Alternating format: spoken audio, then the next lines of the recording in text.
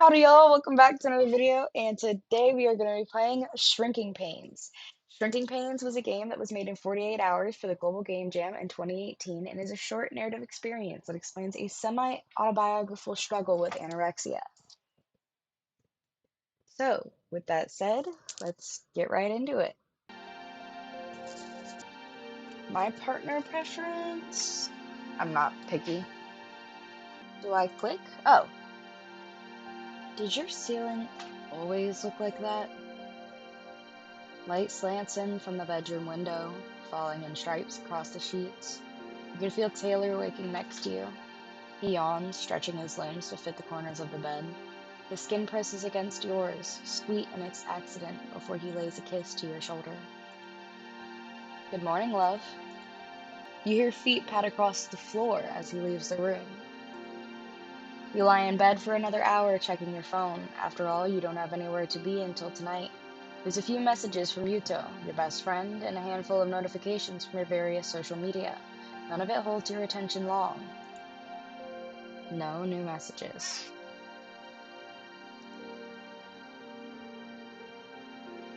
Eventually, you pull yourself out of bed. It's harder than you remember it being. You join Taylor in the kitchen. He's at the counter making coffee, already dressed for work. How are you feeling? I'm okay. You sure? You're not looking great. No, I'm fine. He looks worried, his delicate features tight in their concern. He avoids your eyes. As long as you're sure. Would you like a coffee? Taylor asks and then immediately starts to make you one, leaving you little choice. You've learned not to say no. It only makes him suspicious. You don't want him to worry. He chatters to fill the silence as he pulls a mug from the shelf, boils the kettle, stirs in too much sugar when he thinks you're not looking, and when it's ready, Taylor places it firmly on the counter in front of you. You have your hands around the cup to appease him. It's his favorite, the one with an obscure pop culture reference you never understand no matter how many times he explains it. I'm looking forward to tonight. Did you remember to make the booking? Of course. Blue Ginger, your favorite. Our favorite? He laughs when he corrects you. You like his laugh. You haven't heard it in a while. What time should I get there? 7:30. There's something brittle in Taylor's smile as he packs his lunch. He kisses you before he leaves, slow and steady. Happy 2 years, my love. The house feels lonely without him. You look at your coffee. You want to drink it, but part of you cowers at the smell, the warmth, the idea of it being inside you. When you're sure Taylor won't come back, you pour it down the sink. It's nice to be here with you. Thank you for organizing this. The waiter is nondescript when they slide up to your table. You haven't eaten today. You'd like to keep it that way. You'd sat in the kitchen for hours watching the day tick by as anxiety gripped you tight, pressed itself into your nerves and synapses. You have to do this for him. You have to try. The menu makes your hands shake, so you hide them beneath the table, grip the skin of your legs as your stomach clenches. You're doing this for him. Taylor orders, oblivious to your turmoil. You're good at hiding in plain sight. The waiter asks for your order.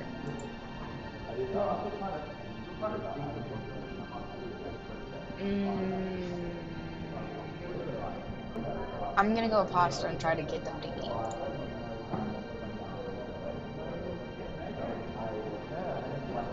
He smiles, pleased. You don't deserve it. You make small talk while you wait. He tells you about work. You update him on Yuto. There is an easy intimacy in your exchange which changes the moment the food arrives. The conversation stutters, strains. You can't keep it up. You can't stop thinking on the food on the plate in front of you. You push it around the plate, attempt to make it appear smaller. You know you're not fooling him, but you try anyway. You stare at Taylor's plate, the quail carcass ripped apart, blood and butter coagulating beneath its bones. For a long moment, you wish you could be that open. He saws a piece of breast indelicately and brings it to his mouth, meat wet against his lips. You wish you were him, could lift fork to teeth and swallow down parts of an animal, parts of anything. Feel it heavy in your belly, the weight of something inside you. It makes you sick. You can't stop thinking about food, or the lack of food, or the promise of food, the smell, the feel of the fat of your thighs pressing together when you sit down, the fold where your stomach meets your legs. You'd be perfectly marbled, white and red under his knife. That's it. When you meet his eyes, you're surprised to see he's crying. I can't do this. He stands up from the table, grabs his bag, and exits the restaurant without looking back. You're not surprised when he leaves you that night. Did your ceiling always look like that? Hey! None of us have heard from you for a while. You okay? Not really. Thought so. I'll be around tonight around 7 with some food. You can tell me your woes. Thanks. Cool. Have a good day. You wake to the sound of the front door closing. Did you fall asleep again? It can't possibly be 7 already. But you can hear Yuto yelling from the kitchen. Are you seriously still sleeping? I'm unpacking the groceries. Your vision swarms as you get out of bed. You put your hand to the wall, wait for it to clear. You wonder if it's meant to take this long. Yuto stands on the counter, half-empty grocery bags laid out in front of him. You can see the shiny red of capsicums nestled next to the pre-packaged sandwiches. From another, the smell of roast chicken wafts towards you, enticing and disgusting. Hey, sleepyhead, how are you feeling? Actually, don't answer that. I know you're feeling like shit. Sorry to hear about Taylor. I know you really loved him. You don't have anything to say, so you remain quiet. It reminds you of being in the kitchen with him, voice chattering as he rummaged through the cupboards, his warmth in every corner of the room. You want to feel something, but you're empty. Lately, you're always empty. I know that you stop eating when you're stressed, so I brought the basics. Yuto continues, unperturbed by your silence. Fruit, veg, chicken, a little of something from every food group to keep you going. Oh man, the chicken smells amazing. You want some now? I'm okay. Oh, okay. I'm gonna help myself, is that okay? You nod. It would be rude to say no. Yuto busies himself, ripping open the plastic packaging before reaching into the bag with his hands. He tells you about his day as he pulls off the herbed skins, sitting it on a plate. He updates you on your mutual friends as he twists off a drumstick, a thigh, the muscle white and pink, greasy against his fingertips. Your stomach lurches. You're not sure if it's in hunger or fear. Maybe both. All you know is that you want to be sick. Hey. Hey. Yuto looks unsettled. Half a thigh is gone. There's a spot of fat on his shirt. I'm worried about you. He says it softly, like he's half hoping you won't hear it. You reassure him that you're fine. He looks unconvinced, but changes the subject. It's been a while since everyone's seen you. What are you doing tomorrow? Nothing. Great. It's Mai's birthday. You should come. Where is it? At Blue Ginger, your favorite. It's like the air has been sucked out of your lungs. Panic. You watching them eat, them watching you eat, watching them watching you, watching your plate. You can't. You can't. You can't.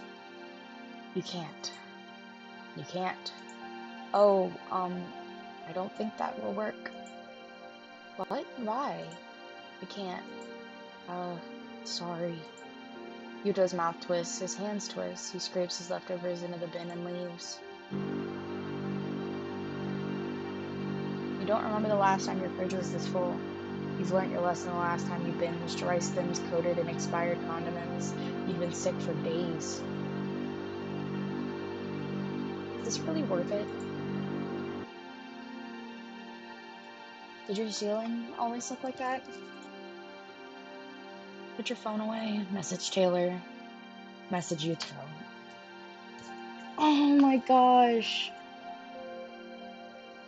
Yuto seems like a really good friend. Like they're gonna be there no matter what. They really care. I'm gonna message Taylor.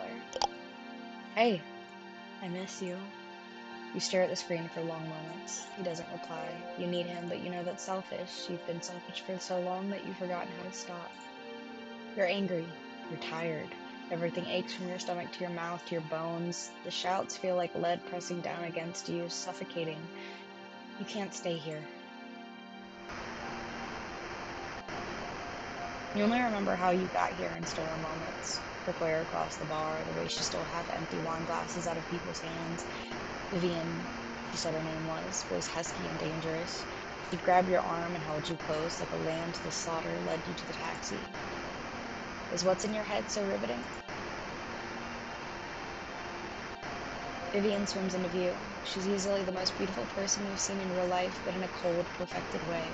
She is the face of the devil and mouth the color of wine, her every gesture polished, every smile cruel, sharp angles and bad intentions.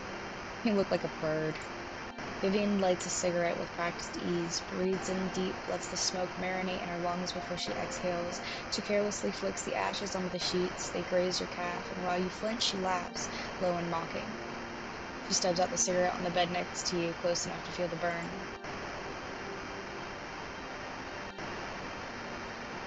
Will you sing for me, little bird? Vivian purrs in your ear as she fists your hair, pulling your head back. You feel scared but excited as she bares your throat, your body an altar for her to feast from. Her fingernails are black and sharpened to the points. They leave long red marks down your back, your front, the cellulite scarred skin of your thighs. You gasp, part pain, part pleasure. You deserve this. Let her take from you until there is nothing left. She strokes the dips between your ribs, kisses the indents under each and every vertebrae. You want to be completely empty, whitewashed. When she hurts you, nothing. When she tastes you, nothing. There is just the unfamiliar ceiling and the offering of your body.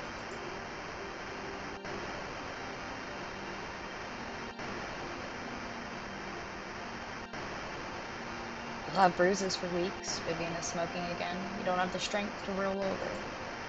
Little bird, I'm going to order room service. What would you like? I have to go. What's the rush, little one? I'm sorry. I need to leave. You're still drunk and aching, but you pull yourself out of the bed. You're not sure whose clothes you grab. Yours or hers, but in record time you're dressed. The thought of food scares you more than her hidden kind of violence. You're in front of the fridge. Why are you in front of the fridge? You can feel blood slide down your inner thigh. You're filthy.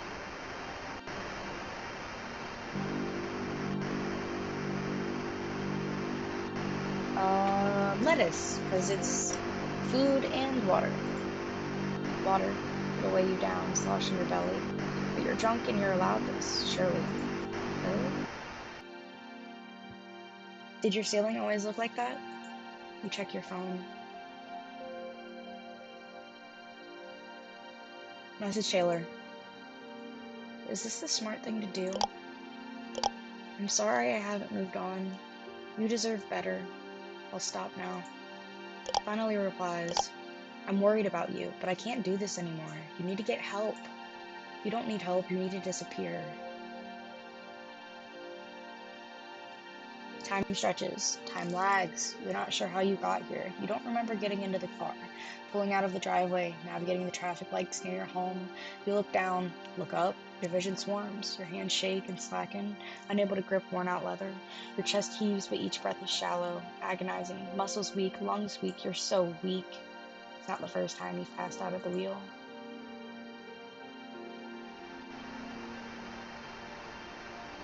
You don't want to be here. The fridge is so cold. Your skin crawls. You want to be nothing but skin, bones, and bare essentials.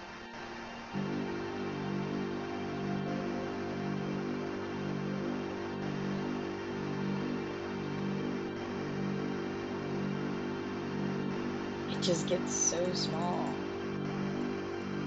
I can still see it. It's a little dot, but I can see it. Oh god. Oh, it's gone. It's gone, yeah. Did your ceiling always look like that? You check your phone, no messages. You open Messenger, considering sending one. Whenever you type a word, it looks fuzzy, letters unclear. You give up. Hand falls against the covers, phone spills to the floor. Did your ceiling always look like that?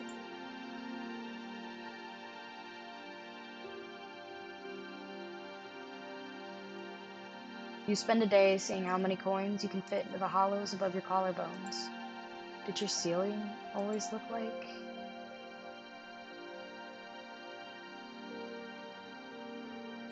You wonder how much smaller you can get.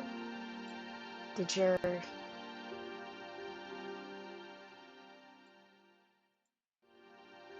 Well, I'm guessing they died.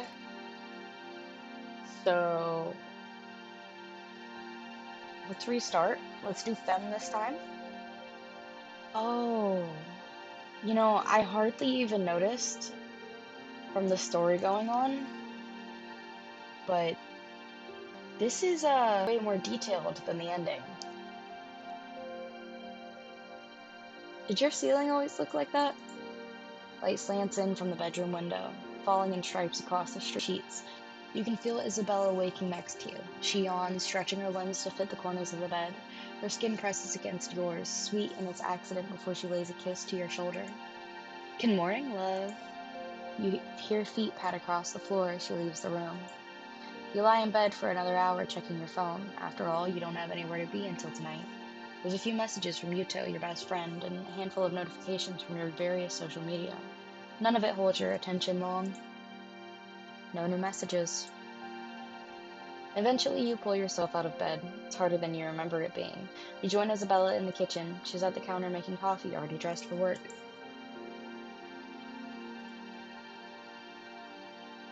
Oh, she's pretty. How are you feeling? I'm okay. You sure? You're not looking great. Nah, I'm fine. She looks worried, her delicate features tight in their concern. She avoids your eyes. As long as you're sure. Would you like a coffee? Isabella asks and then immediately starts to make you one, leaving you little choice. You've learned not to say no. It only makes her suspicious, and you don't want her to worry. She chatters to fill the silence as she pulls a mug from the shelf, boils the kettle, stirs in too much sugar when she thinks you're not looking, and when it's ready, Isabella places it firmly on the counter in front of you. You wrap your hands around the cup to appease her. It's her favorite, the one with an obscure pop culture reference you never understand no matter how many times she explains it. I'm looking forward to tonight. Do you remember to make the booking? Of course, we're Ginger, your favorite. Our favorite? She laughs when she corrects you. You like her laugh, you haven't heard it in a while. What time should I get there? 7:30. There's something brittle in Isabella's smile as she packs her lunch. She kisses you before she leaves, slow and steady. Happy 2 years, my love. The house feels lonely without her. You look at your coffee. You want to drink it, but part of you cowers at the smell, the warmth, the idea of it being inside you. When you're sure Isabella won't come back, you pour it down the sink. It's nice to be here with you. Thank you for organizing this. The waiter is nondescript when they slide up to your table. You haven't eaten today. You'd like to keep it that way. You'd sat in the kitchen for hours, watching the day tick by as anxiety gripped you tight, pressed itself into your nerves in synapses. You have to do this for her. You have to try. The menu makes your hands shake, so you hide them beneath the table, grip the skin of your legs as your stomach clenches. You're doing this for her. Isabella orders, oblivious to your turmoil. You're good at hiding in plain sight. The waiter asks for your order. Let's just get salad. She smiles, pleased. You don't deserve her. You make small talk while you wait. She tells you about work. You update her on Yuto. There is an easy intimacy to your exchange which changes the moment the food arrives. Okay, this is the same.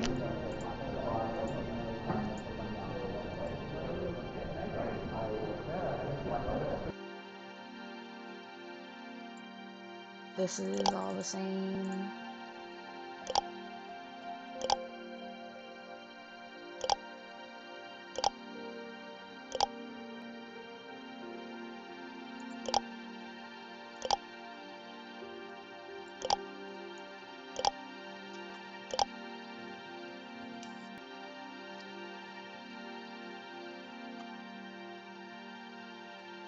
Alright, this is all the same.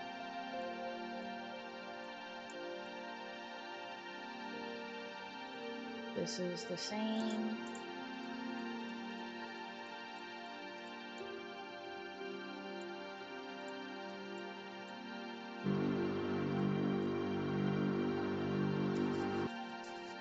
Yeah, see, it's getting less detail now.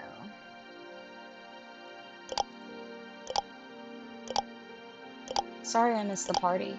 Wasn't expecting to hear from you. We all missed you. Hey, you okay? Yeah, I'll be fine. I'm out of town for the week, but I'll visit you when I'm back. Okay, gotta go. Reception is crap. You spend long moments staring at your ceiling.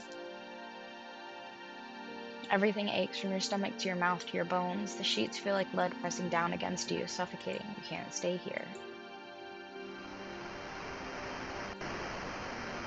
And then this is this lady again.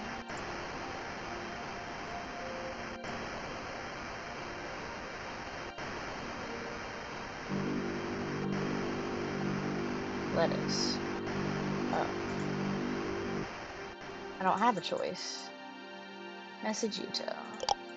How are you? I'm fine. Are you okay? Yeah, just wanted to know how you're doing. Still not sure about this. I haven't seen you in weeks. Where have you working?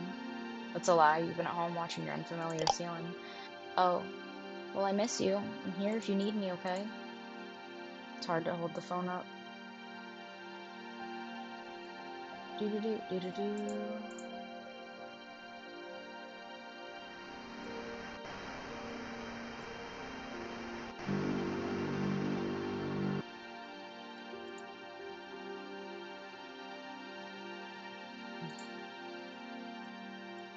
There's a message from YouTube, but we couldn't read it. Yuto is coming today.